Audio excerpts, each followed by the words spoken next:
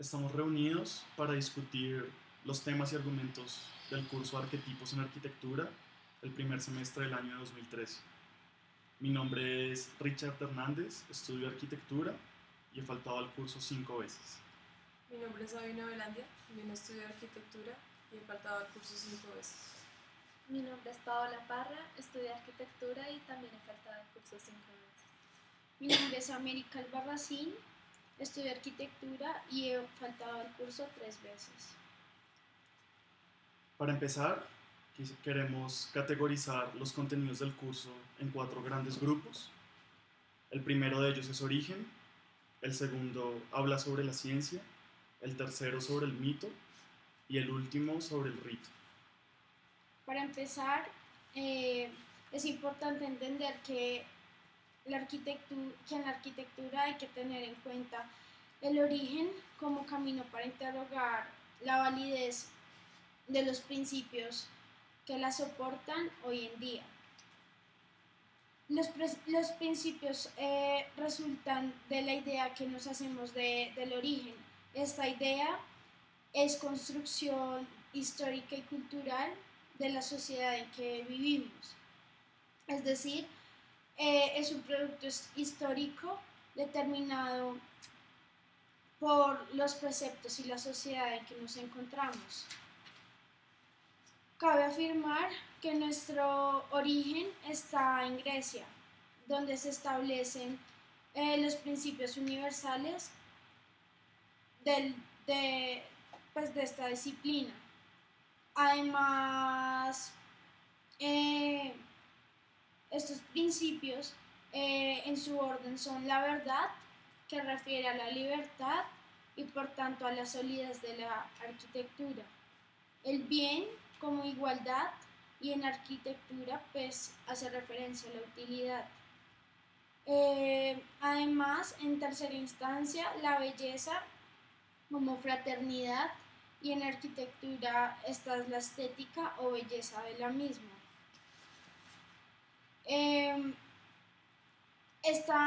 La interpretación colectiva de estos principios está determinada por el tiempo y la historia, en donde como consecuencia de esto aparece la memoria. La memoria es la que establece pues, el vínculo entre el tiempo y la historia y se ve representada por medio de la arquitectura. Bueno, de esta relación entre historia y tiempo surgen las diferencias entre la oralidad y la escritura como medios de expresión de la sociedad. Estas maneras de expresarse difieren en que la primera, la oralidad, es temporal y la segunda se hace permanente en el tiempo o es permanente en el tiempo. Además, el hombre necesita de un refugio para satisfacer sus necesidades más primitivas. Estas necesidades son una necesidad de refugiarse, la cual se ve suplida por medio de la sombra de un árbol, la cabaña o la cueva. Pero el hombre en este momento pues vive solo y se olvida de lo colectivo. Por tanto, existen varias versiones que se pueden rescatar sobre el origen de la arquitectura. Entre ellas encontramos los relatos míticos, como son el buen salvaje y la cabaña primitiva. En primer lugar, el mito del buen salvaje refiere a lo que pues, hace referencia o se ve representado en Adán y Eva, puesto que ellos se adaptan al lugar en que viven y además al medio natural en el que están. Adquieren costumbres como medio de supervivencia. En segunda instancia, el mito de la cabaña primitiva es la representación de que el hombre requiere de un refugio pues para sobrevivir al medio que lo rodea. De esta manera, la materia determina la forma del hogar del hombre primitivo. Es importante afirmar que el buen salvaje es un hombre puro, puesto que no se ve influenciado o determinado por la vida social de una sociedad civilizada.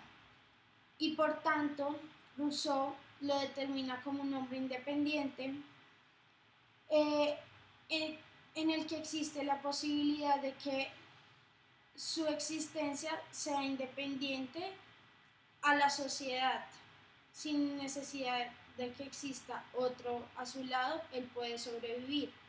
Y también lo caracteriza como un hombre lingüístico. Como añadidura es importante resaltar que Robinson Crusoe se toma como modelo que marca los límites de la civilización. La búsqueda del origen lleva a repensar el hábitat, a cuestionarse sobre lo normal, a dudar de la normalidad y a pensar en ella como una construcción social. Si se piensa en la cuadratura, esta separa el cielo de la tierra, el Dios y el hombre.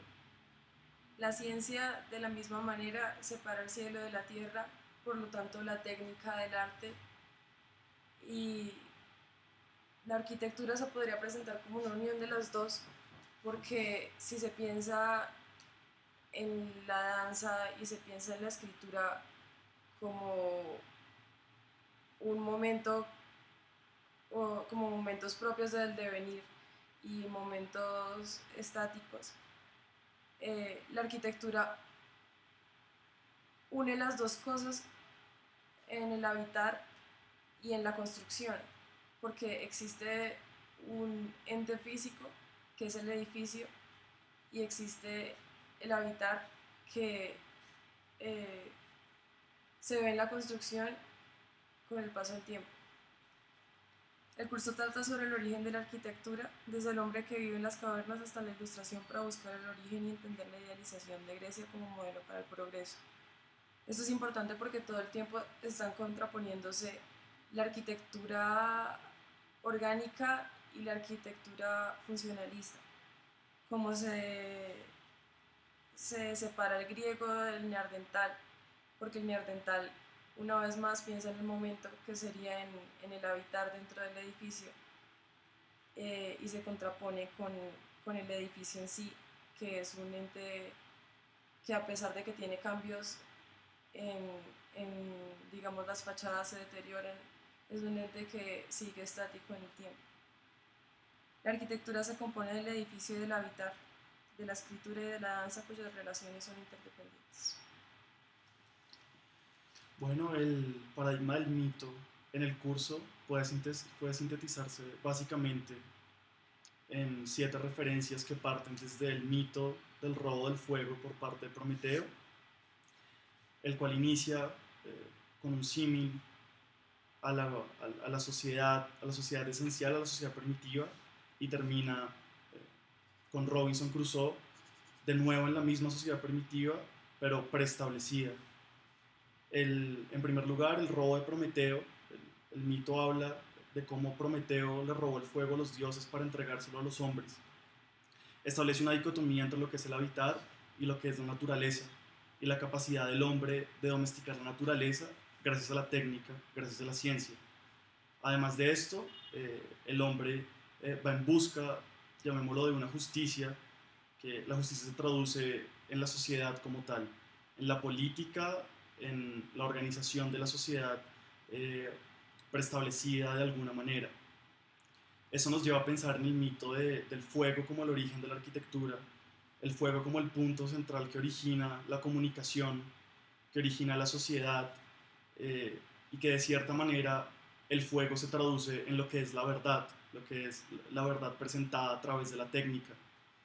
Ya conformada la sociedad, pasamos al mito de Dédalo, que es se reconoce como el primer arquitecto, y la dicotomía entre la torre y el laberinto. Vemos que son 2 elementos arquitectónicos de un valor simbólico muy alto.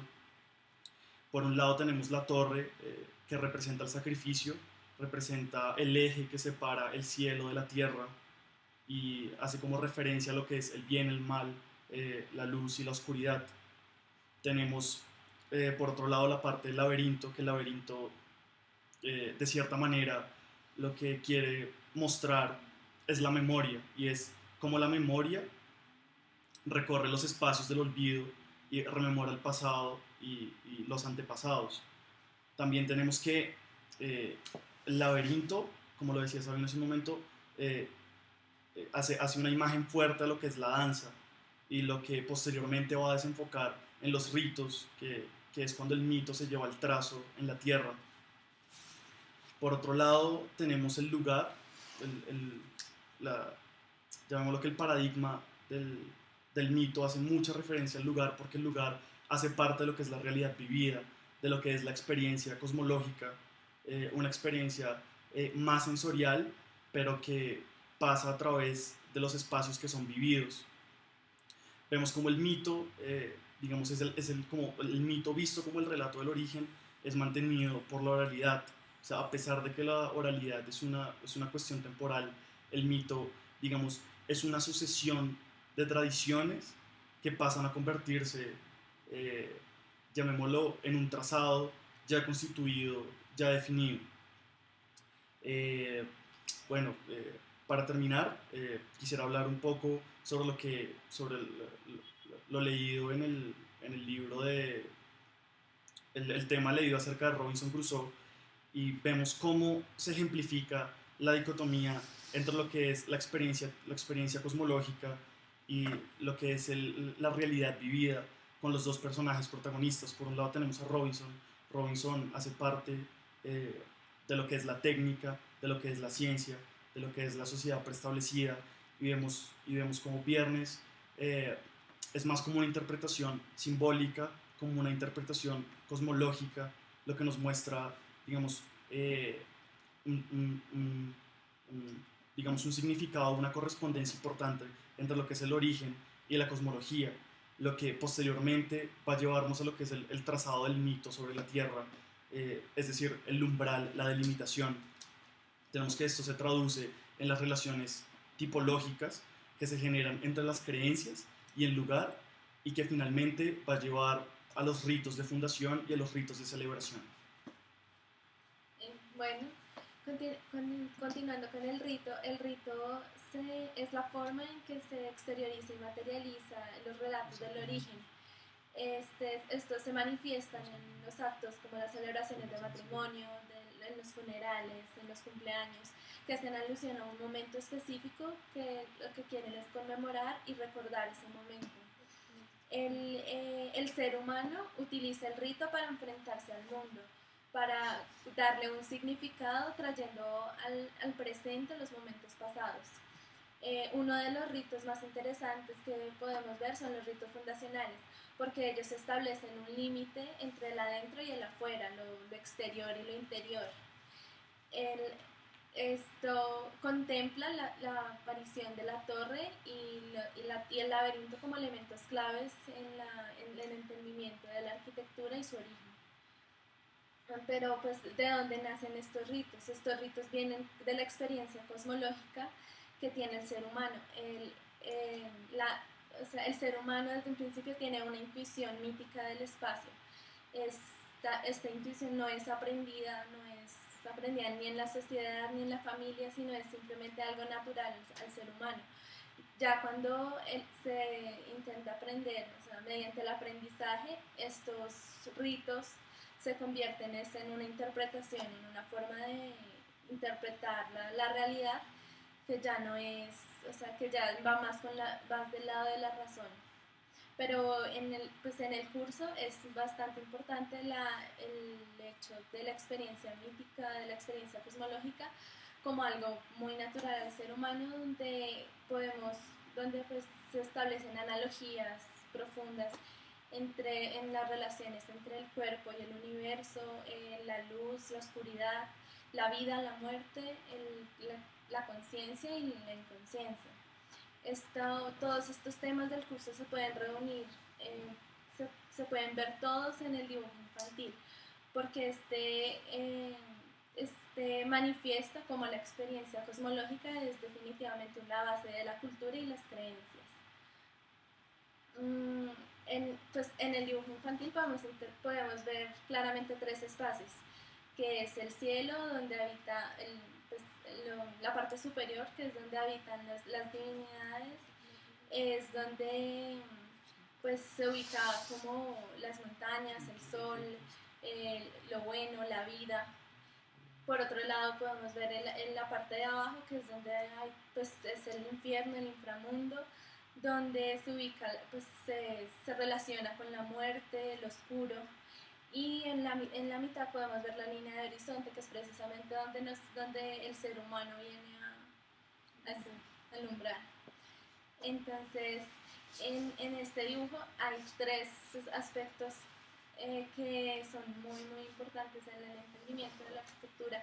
Entonces, por un lado está el camino, que es como, hace como alusión al laberinto, es como la forma en que se asume la memoria para recorrer los espacios del olvido, para rememorar el pasado y traerlo hacia el futuro, como para traer al presente los antepasados.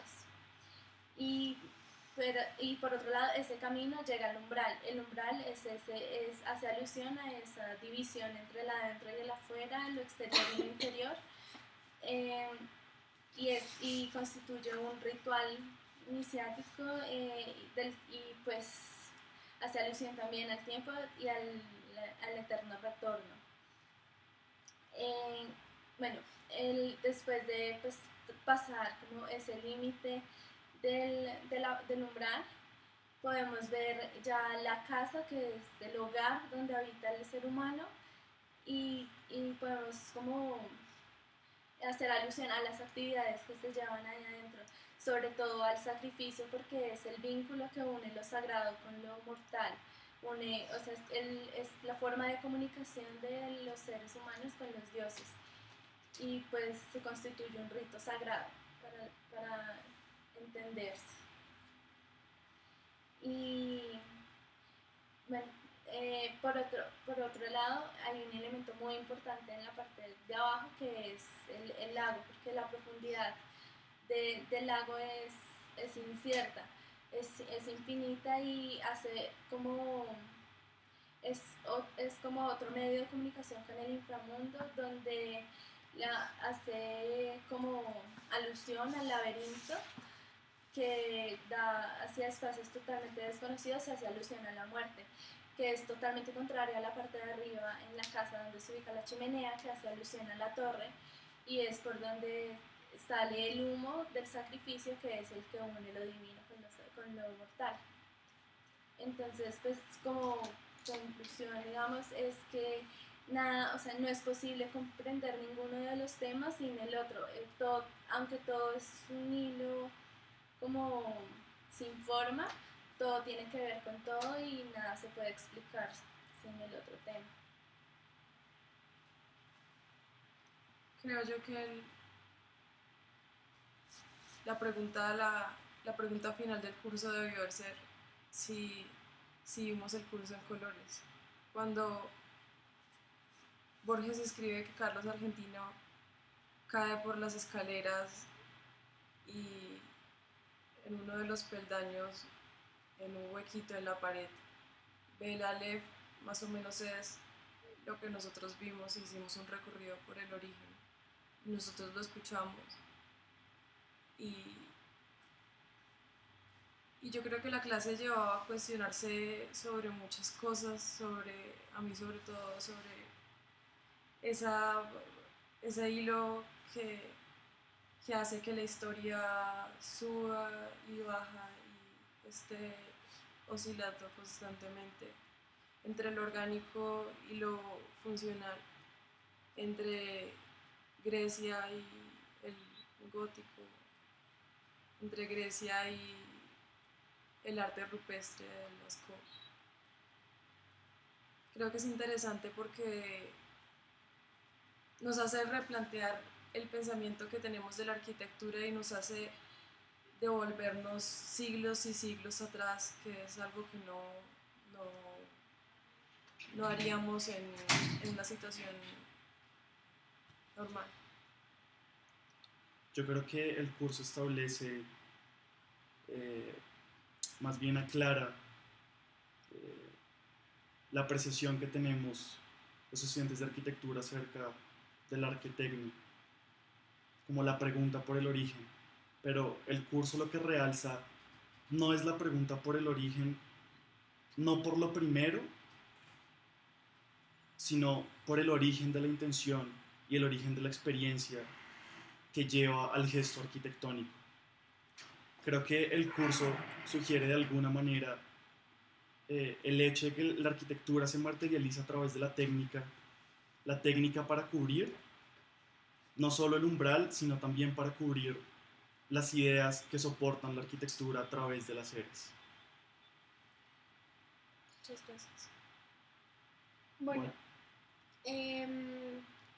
eso es todo. Es muy interesante todo lo que vimos en el curso de arquetipos, puesto que, como ya lo dijo Richard, la arquitectura se materializa por medio de la técnica y más allá de eso, de su materialidad, lo más importante es lo simbólico, lo que muestra costumbres e ideas de la sociedad que se ven plasmadas allí mismo.